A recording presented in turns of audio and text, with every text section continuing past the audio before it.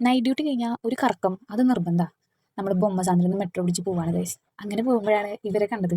എന്തല്ലേ, ഇതുപോലെ നമ്മുടെ ഗ്യാങ്ങും കുറച്ച് കാലം കഴിഞ്ഞാൽ കാണുമായിരിക്കും.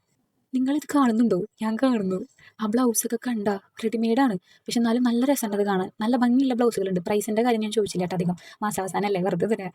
അത് കഴിഞ്ഞപ്പോൾ നമ്മൾ കണ്ട കാഴ്ച മുന്തിരിക്കൊല പോലെ തൂങ്ങി കിടക്കുന്നത് കണ്ട ഇത്.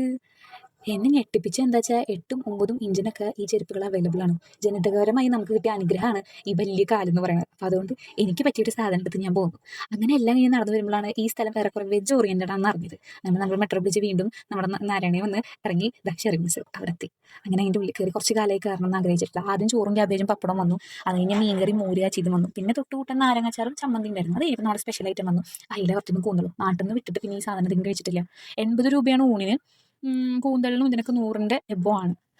സ്റ്റിൽ പ്രൈസ് കുറച്ച് കൂടുതലാണെങ്കിലും നമ്മുടെ വയറിനറിയാൻ ധാരാളമാണ്. ആ മോരും ഇത്തരം അയില വറുത്തതിന് കുറച്ച് പീസും പിന്നെ ആ ചമ്മന്തി, തേങ്ങാ ചമ്മന്തി സൂപ്പർ സാധനം, അതും കൂട്ടിയിട്ട് ഒരു പിടി പിടിക്കണം. ഓ, നാട്ടിൽ പോയ പോലെ തന്നെ. എനിക്ക് ഏറ്റവും കൂടുതൽ ഇഷ്ടമായത് ആ ചോറാട്ടോ.